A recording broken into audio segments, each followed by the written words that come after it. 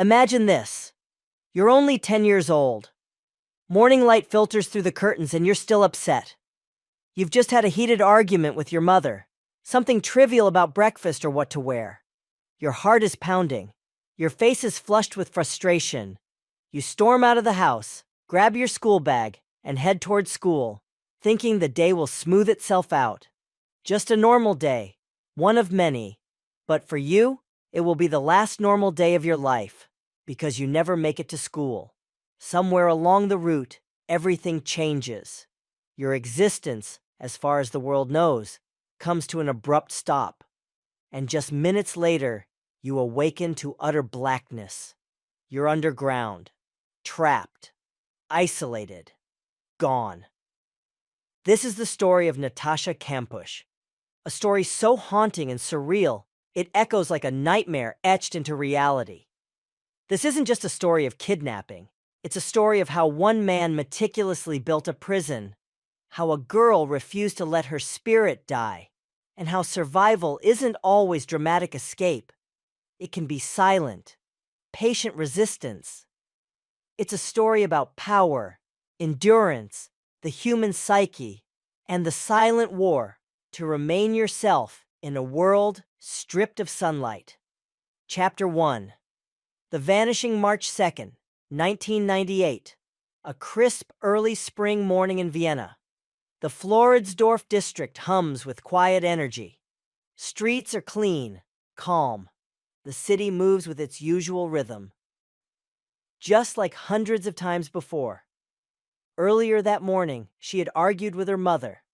Nothing unusual.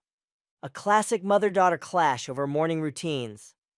Natascha left the house irritated, but not overly so.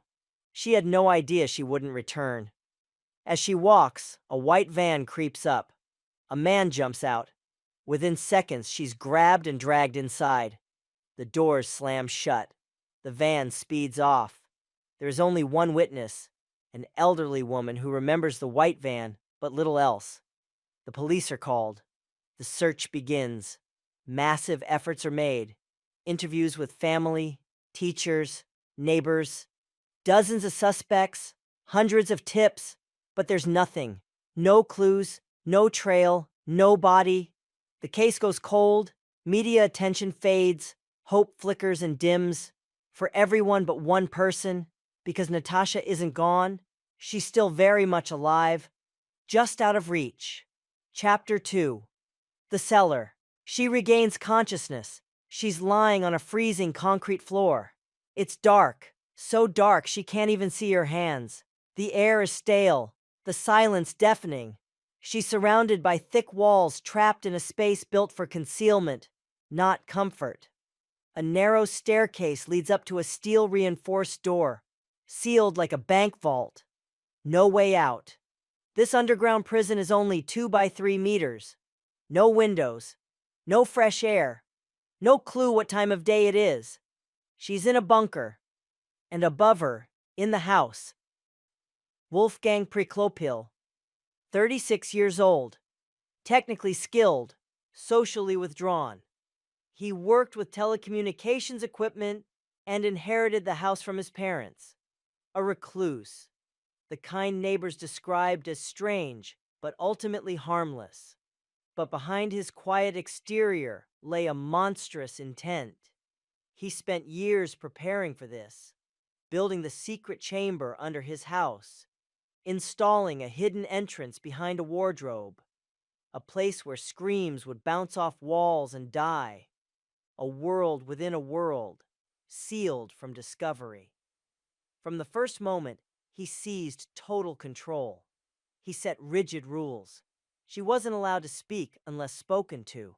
No noise, meals only once a day, bathing on strict schedules. Light and darkness controlled entirely by him. If she resisted or made a mistake, he turned everything off, plunging her into utter blackness. This was the beginning of her long sentence. 8 years, 3,096 days, more than 74,000 hours. A decade of silence, fear, and unimaginable loneliness. Chapter 3. The Daily War. The first months were sheer psychological torment.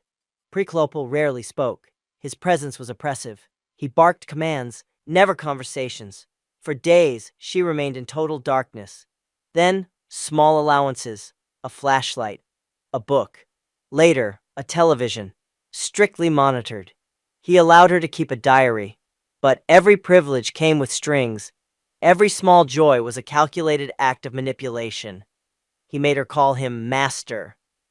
He told her family had stopped looking, that no one cared, that he was the only person in the world who hadn't given up on her, the only one who loved her. This was psychological domination, calculated and cruel. Sometimes he gave her sweets. Other times he slapped her. He'd take her for walks, but blindfolded. Every gesture of kindness was meant to destabilize her. It was a sinister blend of fear and dependence. To keep her obedient, he created an entire system of rules and punishments. Obey, and you get 10 minutes in the backyard. Disobey, and you'll spend days in darkness. He cut her hair, controlled her food, regulated every aspect of her body. But Natascha didn't give up. She adapted. She learned how to read his moods, how to stay quiet, blend in, and avoid provocation. She played along, not out of love, not out of confusion, but out of strategy. Her mind remained her own. She built a secret world inside herself.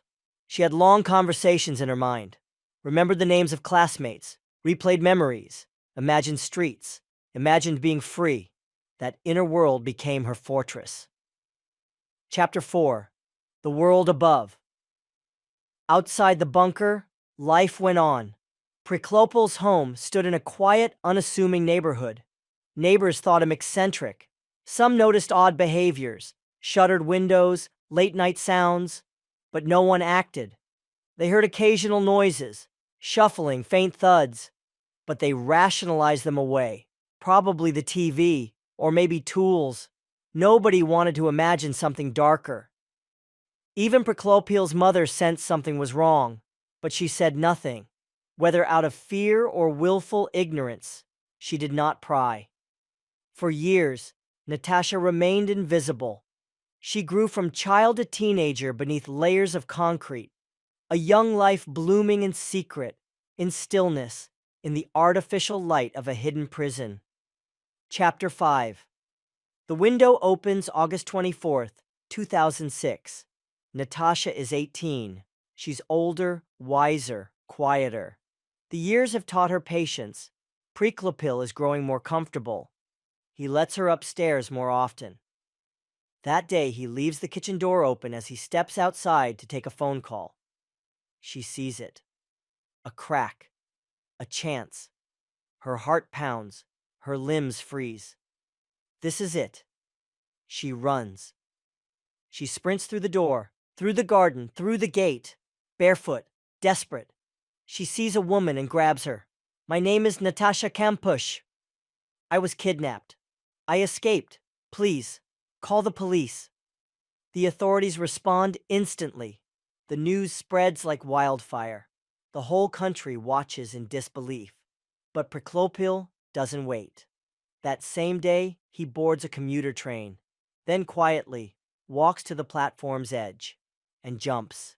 No trial, no confession, no final explanation, just a violent, cowardly end. Chapter 6. Returning to light. Natascha is back, but she is no longer the girl who vanished. She is a young woman forged in silence and pain. Her mother barely recognizes her. The media descends like vultures. Questions fly, accusations follow. She speaks publicly, calm, composed. She says she doesn't hate him, that he was cruel, but also human, that she pitied him. The world doesn't know how to process this. People call her cold. Some accuse her of lying, of sympathy, of fabricating parts of her story. But they don't understand. They weren't in the bunker. They never lived in a prison with polite manners and invisible chains. She writes a book, 3,096 Days. shares her story, launches a foundation, uses her voice to speak for others who can't. She lives under protection, quietly, cautiously, but she lives, and she refuses to be silenced. Natascha is no longer just a survivor. She is a witness, a warning, a testament. Chapter 7. The Unanswered Question.